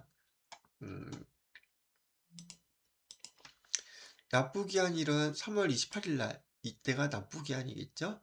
이날 처리를 하게 되는데, 여기 2월 28일 날 입력했을 때 이중으로 입력됐다 그러면 지금 확인을 한번 해 봐야 되겠죠. 제가 두 가지 날짜를 확인해 보고서 얘가 어디가 어떻게 틀렸는지를 얘기를 해 드릴게요. 이 돈을 일단 내야 되는 날짜는 3월 28일이고 작성일자 2월 28일에는 통신서 요금 통신 요금이 청구가 되더라도 돈이 이때 나간 게 아니기 때문에 분명 여기 미지급금으로 잡혀 있을 거예요. 잡혀 있어야 되고 납부 기한에 미지급금 없애주면서 여기 뭘로 입력을 보통예금 통장이나 이렇게 자동으로 납부 기한일에 자동 이체 지급 처리하게끔 나타나 있어야 될 거란 얘기죠. 뭐 어떻게 되는지 한번 볼게요. 일단은 2월 28일 날 조회를 했더니 자 통신비 이 30만 원에 대해서 미지급금 이렇게 처리가 되어 있는 거 맞았죠? 그죠? 그러면 이 미지급금 돈을 아직 통신비라는 거는 30만 원 발생했는데 아직 2월 28일 현재 돈은 내보내지 않았어요. 그럼 돈 언제 내보낸다 그랬어요? 3월 28일 날 내보내는 거잖아요. 그럼 날짜를 3월 28일 날 조회를 해보게 되면 또 통신비 잡으면 안 되죠. 미지급 잡았던 거 미지급 내보내주는 거니까 차변에 통신비가 아니라 뭐가 돼야 돼요? 미지급금이 돼야 되겠죠.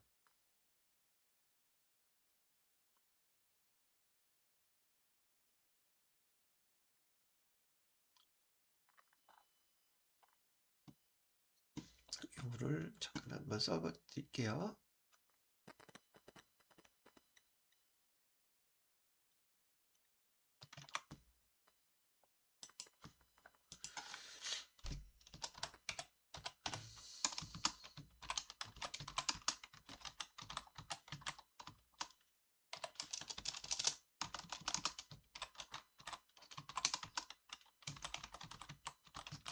미지급금의 거래처 KT 이거 꼭 써주셔야 돼요. 매입 채무니까.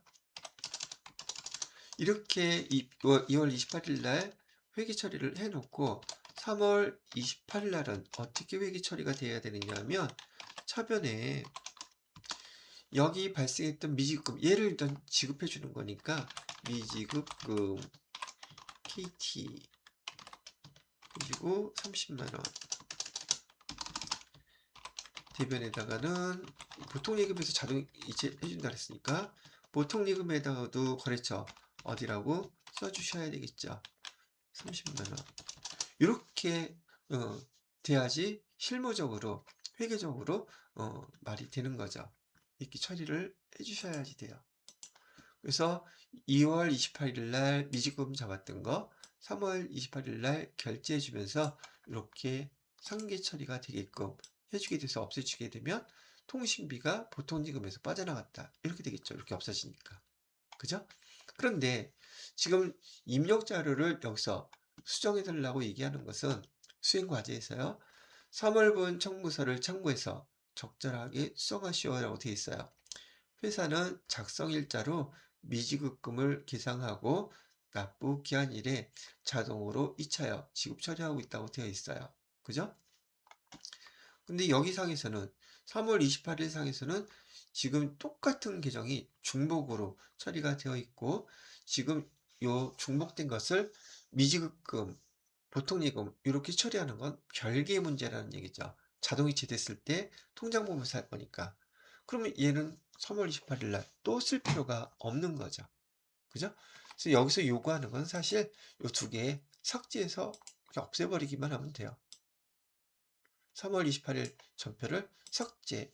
그러면 딱 없어겠죠. 그죠? 그리고 그냥 놔두면 차변의 미지급금, 대변의 보통예금 얘는 자동이체 된 다음에 회계 처리를 별도로 하게 될까요? 통장에 대해서 빠져나갔다는 내용들은 전혀 없기 때문에 얘만 삭제해 주시면 여기 되는 전표성 문제가 마무리되는 문제였던 겁니다. 그렇게 정리를 해 주시면 되겠어요. 자, 그 다음에 입력자료 수정 문제가 나와 있네요. 4월 15일 날짜로 내용을 보니까 진열대를 중고로 판매하고 발생한 미수금을 현금으로 받고 입금한 전표입니다 라고 되어 있어요. 미수금을 현금으로 받았대요.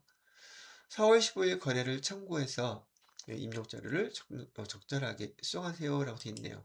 그러면 4월 15일 날짜 한번 내용을 보도록 할게요.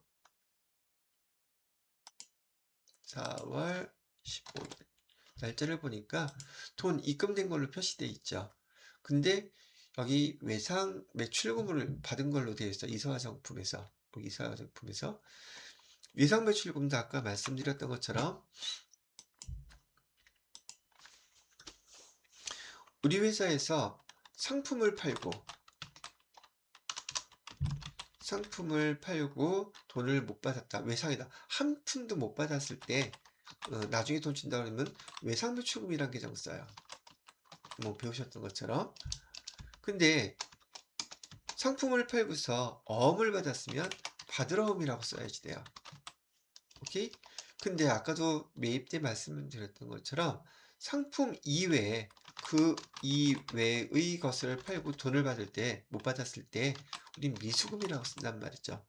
미수금 아까 배웠던 기타 채권에 해당되기 때문에 여기도 거래처 반드시 써주셔야지 돼요. 미수금이었을 때. 이해가 되시나요? 그리고 지금 여기서처럼 진열대 판매하고 어음받을 수도 있잖아요. 뭐 이 진열대 판매하고 어음을 받으면 받으러음이라고 씁니까? 시험 문제 아주 많이 출제돼요. 안 돼요. 진열대 판매하고 어음 받았을 때 그때도 마찬가지로 미수금이에요. 이러니 여러분 처음 배울 때는 많이 헷갈리겠죠. 중요한 것은 우리가 상품을 판매했을 때에는 돈 못 받았다 하면 외상매출금 매출채권 계정 쓰는 것이고요. 어음 받았다 그러면 받으러음이라고 쓰는 거고, 여러분들 초기 기초과정에서 매번 물어보는 거 이 두 계정 합쳐서 아까 뭐라고 부른다 그랬어요? 매출채권이라고 부른다 그랬잖아요. 요거는 우리 상품하고 관련된 거일 때만 쓸 수 있는 계정 딱 두 가지예요. 매입일 때는 아까 매입 채무라 그랬었죠. 똑같은 원리예요. 매입 채무일 때 상품과 관련됐으면 외상 매입금이 되는 것이고요. 어음을 줬으면 지급 어음이 되는 거예요. 여기 똑같이 상품 이외의 것을 사갖고 오고, 그러면 그 이외 회사에 사서 사는 모든 것들이죠. 그리고 돈 외상이다 그러면 미지급금이라는 계정 사용하시는 거예요. 어음을 발행해 줬어도 지급어음이라고 쓰면 안 되고 미지급금이라고 쓰시는 건 똑같다는 얘기죠. 여러분이 처음 회계 배우실 때 많이 뭐 초보일 때만 많이 헷갈리지 익숙해지시면 거의 틀리지는 않습니다. 지금 배우시는 거는 초보 과정이기 때문에 상품과 관련된 거일 때만 이렇게 쓴다. 그 이외의 것은 요 계정을 쓴다. 여기서도 지금 여기 진열 때는 상품이 아니잖아요. 그죠? 그래서 여기는 계정을 뭐라고 써줘야 된다? 미수금이라고 써야 되는 것이라는 얘기를 해드리는 거예요. 나머지 여기 거래처나 이런 것은 손댈 필요 없죠. 미수금 120번 있죠? 요거 쓰시는 거예요. 이렇게 수정을 해달라는 얘기였었어요. 됐나요? 자, 그렇게 설명을 해드렸고, 이번에는 실무 수행 네 번째 거 결산이라고 되어 있네요. 자, 결산. 자, 1번 문제 수동 결산하고 자동 결산이 나와 있죠. 여기서 여러분이 알고 있다시피 여기 수동 결산이라고 얘기하는 것은 우리가 일반 전표 입력해서 12월 31일 날짜로 차변, 대변 해당되는 그 결산 정리사항을 여러분이 직접 입력해 달라는 뜻이고, 자동 결산은 결산 재료 입력이라는 칸에서 해당되는 계정에 대해서 해당되는 계정에다가 숫자만 입력하고 F3 누르게 되면은 결산 분기가 자동으로 이루어지기 때문에 자동 결산이라고 부르는 거예요.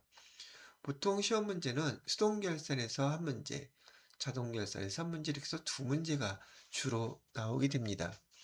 자, 1번 수동 결산에 대한 걸 한번 먼저 보게 되면 12월 20일 날 현금 시제 불일치 금액을 현금 과부족 계정으로 회계 처리했다고 얘기가 나오고 있어요. 근데 결산할 때 보니까 그 원인이 여기 거래처인 생생 화장품에서 상품 관련 그 계약금, 상품 관련 계약금을 갖다가 받았다면 우리 보통 계약금을 받은 것, 선수금이라고 처리를 하죠. 그렇게 처리가 확인이 되었다고 얘기를 하고 있는 거예요. 그럼 여러분이 여기 나온 것처럼 12월 20일 날 회계 처리한 걸 한번 보도록 할게요. 자, 여기 보시게 되면 입금이라고 해서 현금과 부적 차이나는 금액 10만 원을 갖다가 차변에는 현금, 대변에는 현금과 부족이라는 계정으로 이렇게 회계 처리한 걸 보실 수가 있어요. 자, 여러분도 회계 초급 때는 이것도 많이 헷갈리는 계정 중에 하나죠. 여기는 현금 받았다고 해서 현금 10만 원 이렇게 되어 있는 것이고요. 대변에 현금과 부족 그래서 10만 원 이렇게 회계 처리해 놨습니다라고 12월 20일 날 이렇게 표시를 해 놓은 거예요. 그런데 이 현금 가족 여러분이 복습 겸 잠깐 정리를 해드리면 보통 12월 결산 때가 다가오게 되면은요 우선 장부 금액하고요 그 다음에 실제 금액을 비교해요. 장부 금액은 우리 재무 상태표에 계정별로 기록되어 있는 현금, 장부, 여기 장부에 얼마라고 기록되어 있는지 그 금액을 본다는 얘기죠. 그래서 비교를 해보는 거예요. 실제로 그 금액이 있는지. 근데 장부 금액을 보니까 예를 들어서요.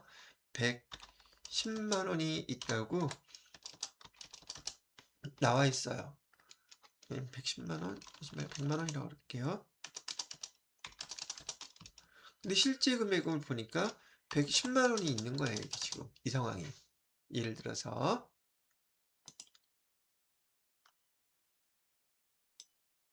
장부 금액과 실제 금액. 근데 우리가 여러분이 기준을 가져야 될 것은 현금 과부족 기정을 우리가 기록할 때에는 항상 실제 있는 금액을 갖다가 기준으로 합니다. 얘가 기준이에요. 보니까 장부 금액보다 더 많이 있죠. 그럼 현금이 더 많다는 뜻이잖아요. 현금이 많다는 뜻은 현금이 증가했다는 뜻이에요. 그래서 현금이 많을 경우에는 현금이 실제로 더 많으니까 차변에다가 현금 10만 원을 써주고 대변에 현금 가부족 계정 쓰면서 얘는 아직 내용을 몰라요. 왜 차이가 나는지 그 원인을 밝혀야 되겠죠. 이해가 되셨는지요? 그 원인을 밝혀야 되는데 12월 31일이 됐어요. 그래서 원인을 계속 찾다 보니까 담당자가 그 원인을 현금이 이렇게 10만 원이 증가한 이유를 찾은 거예요. 그래서 그 현금 가족 그 현금이 10만 원이 더 많은 이유가 뭔가 봤더니 얘가 계약금 받은 거 같대. 아, 그러면 우리가 기말까지 31일 동안 1일까지 원인을 찾다 보니까 이 현금 가부족의 내용이 원인이 밝혀진 거예요. 그럼 현금 가부족 계정은 더 이상 있을 필요가 없죠. 그래서 12월 31일 날 여기 차변으로 현금 가부족 계정을 다 없애줘야 되는 거예요. 현금 과부족 10만 원. 원인이 밝혀진 것대로 이를 싹 다 없애주는 거예요. 그 다음에 대변에다가는 그 내용이 원래 뭐라고 쓰였었어야 되느냐? 선수금이라고 이렇게 쓰여져 있었어야 됐다는 얘기죠. 여기도 거래처 생생용 반드시 써주셔야 돼요. 선수금도 기타 채무이기 때문에 여기 선수금 10만 원 이렇게 쓰게 되면 날짜는 12월 20일, 12월 31일 다르지만 1년을 놓고 봤을 때에는 이렇게 처리가 된다는 얘기죠. 현금과 부족 대변에 있던 거 차변으로 다 없애줬죠. 그리고 이 두 개가 싹 다 이렇게 없어지는 거예요. 그럼 남는 거는 현금 들어왔는데 그 내용이 뭘로 들어왔다? 선수금으로 들어왔던 거다. 이렇게 분기 처리가 된다는 얘기죠. 이해가 되셨죠? 그래서 여기서 다시 한번 현금과 부족에 대한 건 실제 금액이 장부 금액과 실제 돈이 많으면 차변에 현금 증가한 거 쓰시고요. 실제 금액이 적으면 그 적은 만큼을 대변에다가 현금 써 주시고 차변에다가 현금과 부족 써 주는 거예요. 아시겠죠? 현금과 부족은 요 실제 금액을 기준으로 차변에 현금이 증가했는지 아니면 실제 돈이 모자른 건지 대변에다가 현금을 써야 될지 판단하는 기준이라고 현금 과부족에 대한 거 한번 다시 정리를 간단하게 해드렸습니다. 우리가 지금 여기서 결산이라고 있기 때문에 날짜는 12월 31일 날짜로 요 밑에 거 요 계정을 입력을 해주시면 돼요. 분계를 해주시면 된다는 얘기죠. 자, 그러면 요 날짜를 한번 입력을 해볼게요. 12월 31일 차변에다가 현금 과부족 계정 써주시고요. 금액은 10만원. 대변에다가는 선수금. 거래처는 어디라고 써주라 그랬죠? 생생 화장품. 이렇게 10만원. 이렇게 써주시면 여기 수행과제 수송결산 거 첫 번째 거는 마무리가 된 거예요. 두 번째 기말 상품 재고액은 자동결산에 해당되는 부분이고 자동결산에 해당되는 부분은 제가 결산자료 입력, 여기서 입력하는 거라고 아까 말로 해드렸죠. 날짜는 우리가 결산할 거니까 1월부터 12월 걸 다 불러와야 되고 FAT 2급에서는 여기 그냥 확인만 누르시면 돼요. 그럼 상품 계정에 대한 게 쭉 나타나고요. 여기 기말 상품 재고액이라고 되어 있죠. 여기 보시게 되면 기말 상품 재고액 입력하는欄이 여기에 되어 있어요. 이 자리에다가 클릭하셔가지고 2천만원 이렇게 입력해 주시면 되고요. 그 다음에 빼먹으면 안 될 거. 얘는 지금 자동결산 항목에서 해당되는 계정에 기말 재고 금액만 입력한 거예요. 얘도 마찬가지로 회계 처리가 되어야 되겠죠. 여기 전표 추가해서 회계 처리를 눌러주게 되면 이 결산, 여기 전체에 관련된 결산을 일반 전표에 추가하시겠습니까? 그래서 이거를 반드시 눌러주셔야 돼요. 안 그러면 결과값이 틀리기 때문에 이따가 평가 문제에서 질문하는 거에 답이 엉뚱하게 나온단 말이죠. 되셨나요? 이렇게 하게 되면 수동결산, 자동결산, 수행과제에서는 수동결산, 자동결산, 결산 완료하시라 되어 있잖아요. 요게 다 끝난 거예요. 그 다음에 우리가 이제 남은 수행과제는 12월 31일 기준으로 얘를 다 우리가 지금 12월 31일 결산 과정이 끝났기 때문에 얘를 손익계정은 다 소멸시켜 줘야지 돼요. 우리 회계 이론 시간에 배웠던 결산에서 그 결산의 모든 수익과 비용 계정들을 갖다가 소멸시켜야지 내년 1월 1일 수익 비용 계정 다시 0부터 시작할 수 있잖아요. 그래서 이거 소멸시키는 과정을 이렇게 설명을 해준 거랍니다. 우선 손익계산서 보라 그랬었죠. 여기 손익계산서 클릭해서 보시고요. 날짜는 12월 쭉 보죠. 자, 여기 나와 있는 모든 여기는 비용 계정이고요. 여기는 수익 계정, 비용 계정 있죠. 얘네들을 다 대체해서 12월 31일 현재로 마감을 해줘야지 돼요. 그러면 마감해 줄 때 뭐라고 되어 있느냐 하면 손익계산서 조회 시 상단부의 기능목 추가를 이용해서 손익대체 분계, 손익대체 분계도 자동으로 돼요. 기능 여기에서요. 추가라고 되어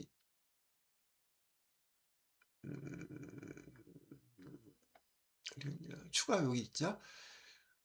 기능 모음에서 추가를 이용해 가지고 뭐 여러분들이 별도로 할 건 없고 클릭만 해주면 돼요.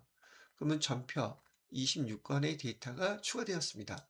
확인 눌러주셨죠? 추가 이용해서 요게 지금 손익 대체 분계 이걸로 마감을 한 결과인 거예요. 간단하죠? 그 다음에 요거 손익계산서 끝났으면 그 다음에 재무상태표 조회달라 그랬죠? 이 손익계산서에서 맨 밑에 보시게 되면 당기 순이익에서 여기 4억 1,100 이거 나와 있는 이 금액 있죠. 이 금액이 재무상태표로 넘어가게 돼요. 그래서 여기 재무상태표를 클릭해서 조회해 보시게 되면 12월 날짜로요. 밑으로 쭉 내려와서 여기 당기순이익 손익계산서에서 4억 1,000배 이렇게 넘어와 있는 거 보이시죠? 손익계산서의 당기순이익이 재무상태표의 기말 자본으로 넘어와서 자본금액과 합쳐진 거예요. 정기에는 이렇게 돼 있고. 그래서 이따가 평가 문제에서 물어볼 때 자본금 얼마냐고 뭐 이런 거 물어보고 그런단 말이죠. 근데 이게 안 돼 있으면 이 금액이 틀려진단 말이에요. 아시겠죠? 그래서 이거 해주라고 얘기가 나와 있는 겁니다. 자, 여기까지 설명을 쭉 같이 한번 해봐 드렸고요. 그러면 이제 얘네들에 대한 결산, 실무, 평가 문제를 갖다가 하나씩 답을 해줘야 되겠죠.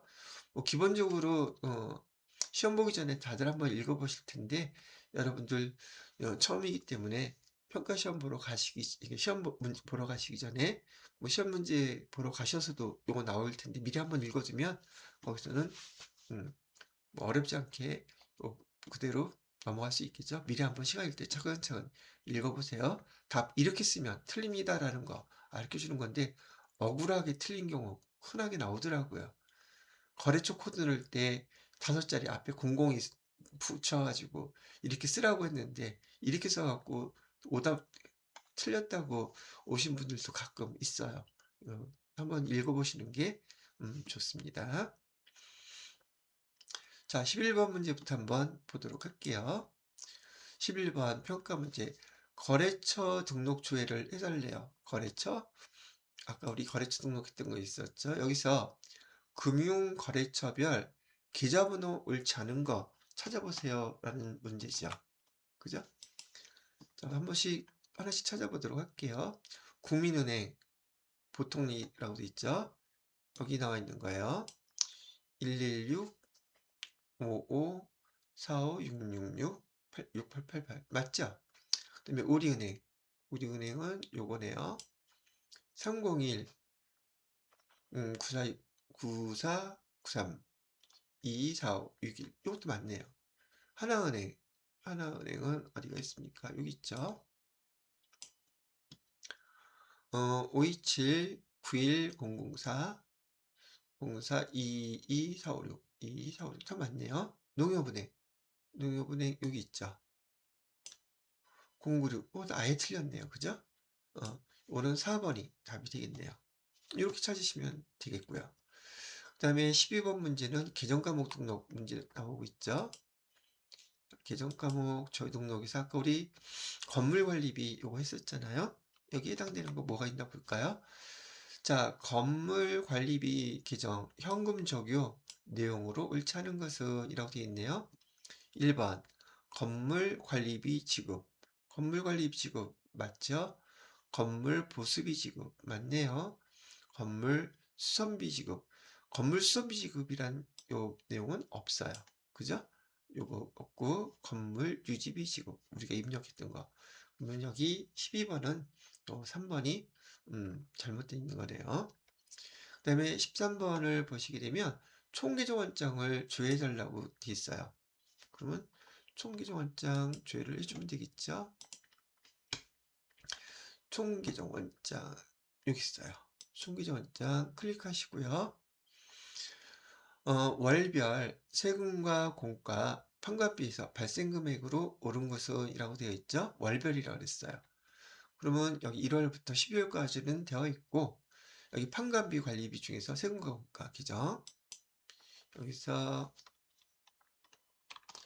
세금과 공과 800번 판관비 기정 조회를 해봤어요. 판관비 기정을 월별로 쭉 이것만 조회를 해 보았더니 월별로 1월 달에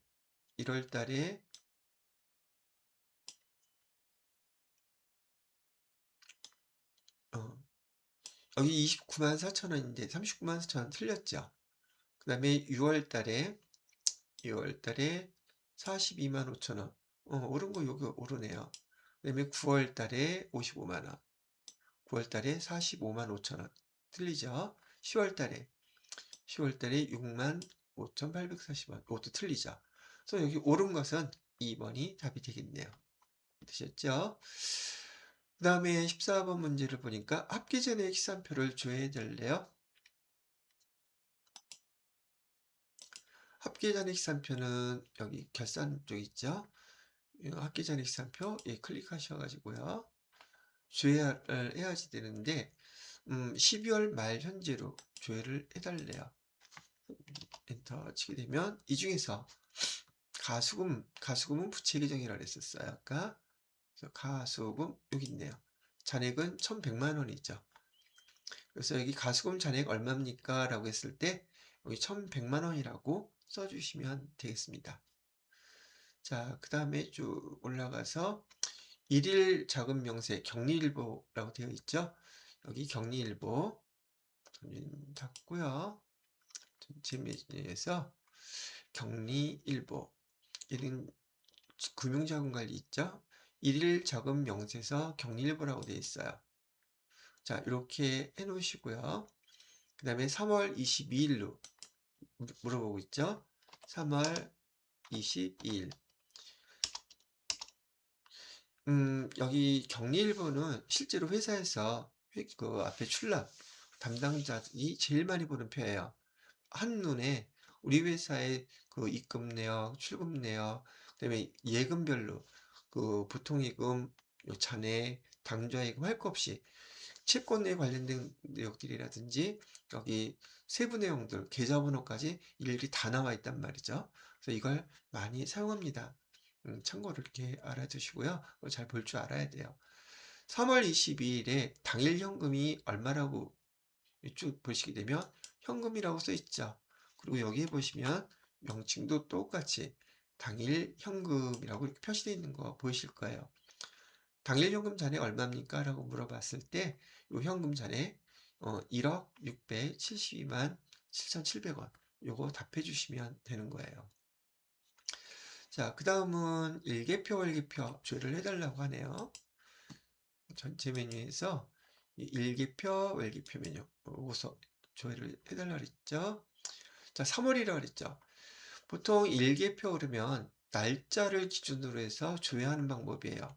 그래서 예를 들어서 2월 15일부터 뭐 3월 14일까지 아니면 뭐 날짜를 근데 지금 문제에서처럼 3월이라고 했으면 3월 1일부터 3월 31일 입력해도 되고요. 간단하게 월기표에서 3월만 이렇게 입력하시면 돼요. 결과는 똑같습니다. 근데 구분을 하실 줄 아는 게 좋겠죠? 월 단위로 구분할 때는 월계표를 이용하시는 게 편하고요. 날짜로 쪼개서 조회할 때는 일계표를 이용하시는 게 편합니다. 자, 그래서 상품 매출 금액 물어보고 있죠? 상품 매출. 아까 이거 문제 여러분들한테 설명할 때 상품을 판매했다고 했을 때 상품이라고 쓰면은 상품 매출 금액 이 금액이 틀려지겠죠. 그죠? 상품과 상품 매출은 엄연히 다른 계정이라고 얘기를 해드렸고 문제에서 이렇게 물어봐요. 상품 매출 금액 언제? 3월 달에 발생한 거 얼마입니까? 라고 물어보고 있죠. 그래서 여기 상품 매출에 대해서 합계 금액 발생한 금액 요 금액을 써주시면 돼요. 얼마? 7,058만 원이라고 써주시면 된다는 얘기죠. 자, 그 다음에 일개표, 월개표에서 똑같이 3월에 발생한 건데 영업 외 수익 금액 얼마냐고 물어보고 있네요. 영업 외 수익 쭉 보시게 되면 여기 있죠. 영업의 수익 금액은 얼마예요? 물어보면 요거 470만 원이 영업 외 수익 똑같죠? 영업 외 수익 요걸 물어봤네요. 이자 수익이 아니라 영업 외 수익 합계 금액이니까 470만 원 요거 답해 주시면 되겠습니다. 자, 그 다음에는 계정별원장을 주의해달라고 하니까 여기 보시게 되면 계정별원장 여기 있죠. 그 날짜는 1월 지금 여기 12월 말 현재까지를 물어보니까 1월 1일부터 12월 31일까지 하고요. 계정 과목은 가지급금 물어봤어요. 가지급금 자, 이렇게 했는데 잔액이 얼마입니까? 라고 물어봤죠. 자, 잔액을 보시게 되면 여기 잔액이라고 나와 있네요. 12월 31일 일일 기준이니까 잔액은 여기 80만 원 나와 있는 거 보이시죠? 이 잔액 12월 31일 날짜 시점에서 마지막 합계 금액은 80만 원이에요. 이렇게 나와 있습니다. 이게 답이에요. 자, 그 다음에 거래처 원장을 줘야 되려고 그러네. 이번에는 거래처 원장 클릭하시고요. 12월 말이라고 되어 있으니까 얘도 마찬가지로 1월 1일부터 12월 31일까지 계정 과목은 지금 보통예금 물어보고 있죠. 거래처 원장에서 보통예금 엔터 처음부터 다 쳐야 되겠죠. 그리고 아까 얘기했던 것처럼 각 은행별로 보통예금 통장에 잔액이 얼마인지 이렇게 물어봐요. 거래처에다가 아까 잔액을 은행 계정 입력할 때, 보통예금 계정 입력할 때 거래처를 잘못 넣거나 안 넣으면은 이 잔액이 틀려진단 말이죠.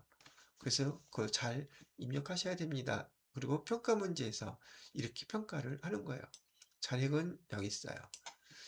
우선 여기 보통예금 거래처 원장에서 기업은행 보통예금 거 물어보고 있죠. 기업은행은 여기 있네요. 어떤 게 맞아요? 2496 요거네요. 그죠? 이렇게 답해 주시면 되겠습니다. 그 다음에는 손익계산서 한번 볼게요. 질문이 손익계산서예요. 손익계산서에서 당기에 발생한 환관비 기정 금액별로 을차는 것은, 자, 여기 손익계산서에서 환관비 여기 나와 있죠. 환관비 밑에 나와 있는 요 계정 중에서 여기하고 다른 거 찾아봐 달라는 얘기죠. 접대비 보겠습니다. 접대비 어디 있습니까? 여기죠. 접대비 금액 똑같죠. 맞네요. 그 다음에 임차료는 어디 있을까요? 여기 있죠. 2,100만 원. 이것도 맞네요. 수수료 비용. 아까 요 수수료 비용 단기매매증권 하면서 이걸 잘못 입력했다면 이 금액이 틀려지겠죠. 하여튼 보시자고요. 수수료 비용. 수수료 비용이 여기 있죠. 수수료 비용 이게 잘못됐죠? 그래 마지막에 잡비 21만 원, 21만 천. 이거 맞죠? 그래서 여기 지금 수수료 비용이 잘못된 것은 요 3번이 잘못되어 있는 금액이다. 이렇게 보시면 되겠다는 얘기예요. 자, 그 다음에 21번 문제를 볼게요. 손익계산서에서 여비교통비 단기 발생액이 전기에 비해 증가한 금액 얼마냐고 물어보고 있네요. 그죠? 그러면 여비교통비 여기 기정에서 보시게 되면 우리 재무제표는 항상 정기와 단기께 같이 구분돼서 표시되게끔 되어 있어요. 정기금액, 여기는 단기금액. 정기금액은 130만 원, 단기금액은 167만 4,600원. 130만 원 빼면 37만 4,600원 되겠죠. 그죠? 그러면 여기서 차이나는 금액, 즉 얼마가 증가했습니까? 37만 4천, 요거네요. 37만 4,600원이 증가했습니다. 이렇게 답하시면 되는 것이고요. 단기에 발생한 통신비금이 얼마냐요? 통신비금이 여기 있죠. 단기 것만 159만 5천 원. 요게 답이네요. 그 다음에 단기에 발생한 복리후생비 찾으면은 여기 맨 위에 있죠. 요거네요. 1200 맞나? 42번 요거네요. 그죠? 여러분이 앞에서 회계상의 거래들을 전페이지 제대로 정확히 입력했으면 이렇게 잔액들이 정확하게 딱딱딱 표시가 되게 될 거예요. 자, 이렇게 입력이 됐고요. 그 다음에 24번 손익계산서에서 상품 매출원가 금액 얼마냐고 물어보고 있어요. 상품 매출원가는 지금 아까 우리가 회계 이론 시간에도 그랬었고 손익계산서 구분계정 꼭 외우세요라고 제가 말씀해 드렸잖아요. 바로 여기 손익계산서가 아까 보셨던 것처럼 매출액에서 매출원가를 빼면 매출 총이익 나오고, 판관비를 빼면 영업이익 나오고, 영업의 수익과 비용을 더하고 빼주면 소득세, 차감전이익, 소득세 내고 나면 당기순이익. 요 순서예요. 요 순서를 여러분이 틀을 정확하게 암기를 해놓고 계세요라고 말씀을 드려놓은 겁니다. 중요한 거기 때문에. 자, 상품의 매출원가, 매출원가 파란색으로 여기 표시되어 있죠. 요거예요. 1억 9,379만 5천원. 요거 입력해 주시면 되는 거죠. 됐죠? 자, 그 다음에 또 뭐가 있을까요? 이제는 손익계산서에서 질문하는 건 24번에서 다 끝났고, 25번부터는 재무상태표에 대해서 물어보겠대요. 재무상태표 클릭하시고요. 자, 12월 말 단기매매증권 잔액 얼마냐고 물어봤죠? 아까 문제에서 단기매매증권 우리가 입력했기 때문에 정확하게 입력했는지 금액을 물어보는 거예요.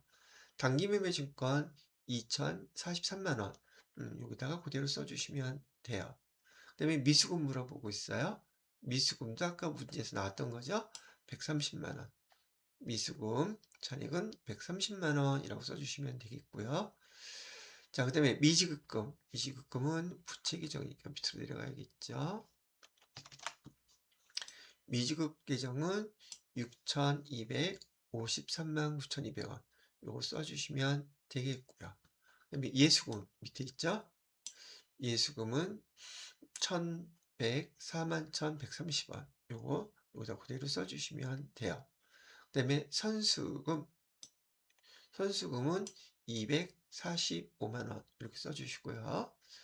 자, 그 다음에 나중에 맨 마지막에 나왔던 자본금 금액 물어보고 있죠.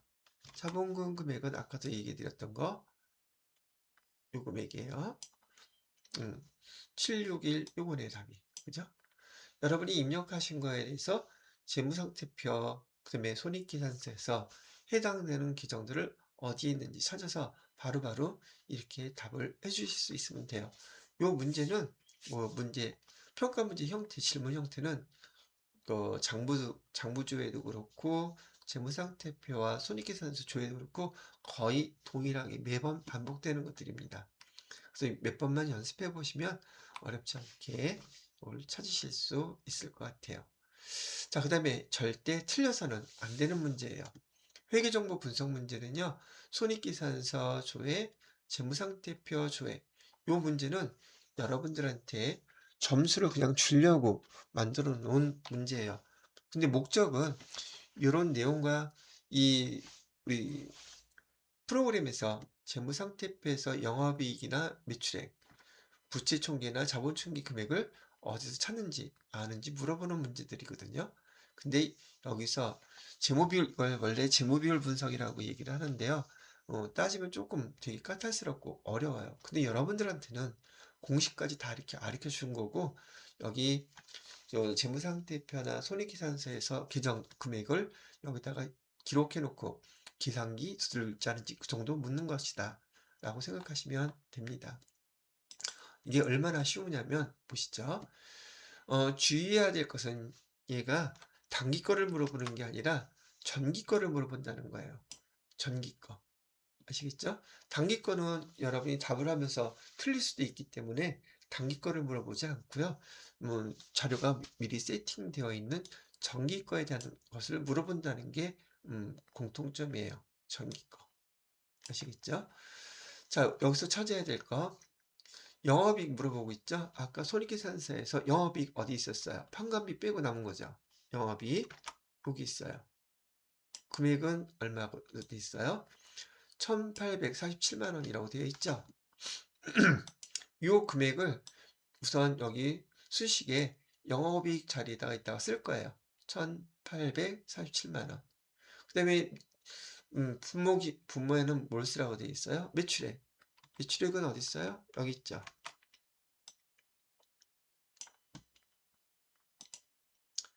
여기 매출액 3억이라고 되어 있죠. 그 3억을 갖다가 요 밑에다가 이렇게 써줄 거예요. 어떻게요? 써볼게요.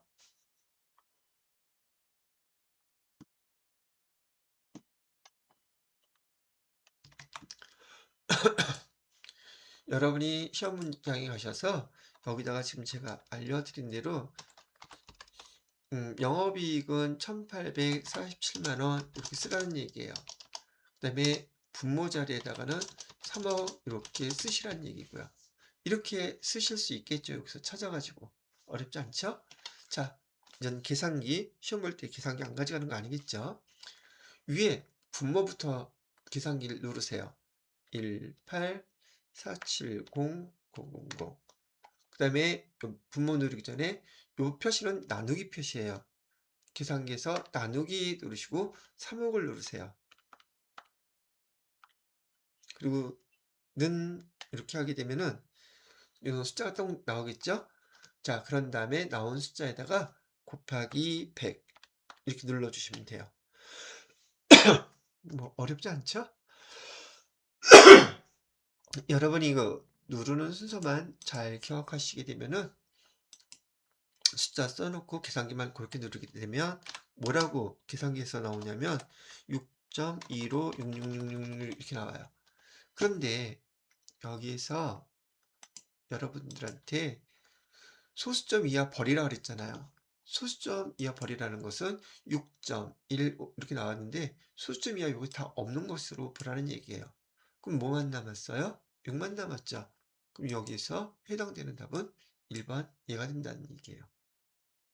되셨나요? 자, 두 번째 보여드릴게요. 두 번째는 이번엔 재무상태, 이거 점수가 4점짜리면 엄청나게 큰 거예요. 그죠? 절대 이거 틀리면 안 돼요. 그렇게 어렵지도 않은 거고, 매번 나오는 시험 문제는 동일하게 나옵니다. 자, 이번에는 뭘 찾아야 되느냐면, 부채 총계하고 자본 총계를 찾아야지 돼요.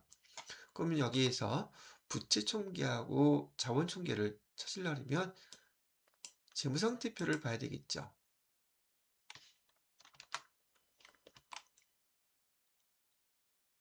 자, 여기 보시게 되면 부채 총계라는 말 나와 있는 거 보이시죠? 부채 총계는 1억 8,613만 원이에요. 부채 총계 여기 분자에다가 이따가 써놓으시라고 얘기해 드렸고요. 그럼 자본 총계. 자본 총계는 여기 나와 있죠.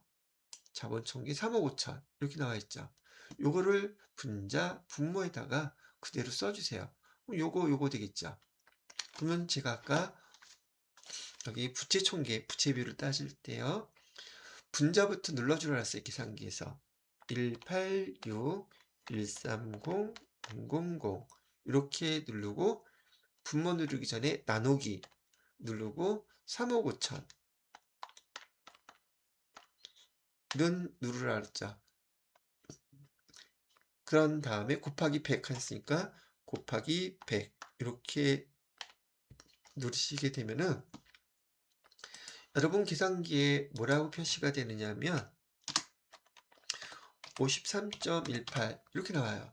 근데 여기서도 똑같이 소수점 이하는 버릴 것이라고 되어 있죠. 수점 이하 버리는 거니까 이건 없다는 뜻이에요. 그러면 여기 보기에서 이거하고 같은 거 뭐가 있어요? 이거 하나 있죠. 2번이 다른 거예요. 이렇게 하시게 되면은 이 문제는 여러분이 시험 목적으로 절대 틀릴 수도 없고 틀려서도 안 되는 문제가 무려 8점이에요. 1점으로 떨어지는 사람도 허다한데 8점이면 어마하게 크죠. 그리고 이 회계정보 분석에서는 시험 문제 목적상으로는 제가 금방 이렇게 공식까지 나와 있기 때문에 활용해서 계산하는 방법을 가르쳐 드렸지만은 시험의 목적 중에는 손익계산서에서 영업이익률이란 어떤 건지 이렇게 설명해 주는 거예요. 부채 비율이라는 게 어떤 건지 이렇게 설명해 주는 것이고요. 모든 회계시험에서 이 문제는 거의 빠지지 않고 나와요. 재무 비율 분석이라고 해가지고. 근데 그때 시험 문제는 이런 공식을 가르쳐 주지 않습니다. 즉, 문제 푸는 사람들이, 수험생들이 다 머릿속에 암기하고 요 영업이익률이라는 게 뭔지, 부채 비율이라는 게 뭔지 다 공부하게끔 되어 있단 말이죠. 근데 우리는 컴퓨터 프로그램을 갖고서는 거기에 그 활용을 중점적으로 테스트하기 때문에 이론 시험 문제에서 나오는 이런 것들은 여러분들한테 자세하게 테스트를 하지는 않아요. 근데 회계 시험이 이런 거라는 정도는 알고 계시라는 얘기로 이렇게 보여주는 거예요. 근데 시험의 점수를 위해서는 이렇게 활용해서 답을 고르시면 되겠다는 얘기를 해 드린 거죠. 자, 여기까지가 우리 88회 FAT 2급 실무 수행 문제까지 여러분들하고 다 맞춰 보았습니다. 이제 조만간에 또 시험일 텐데 복습들 하셔 가지고 좋은 결과들 있기 바랍니다. 수고했습니다.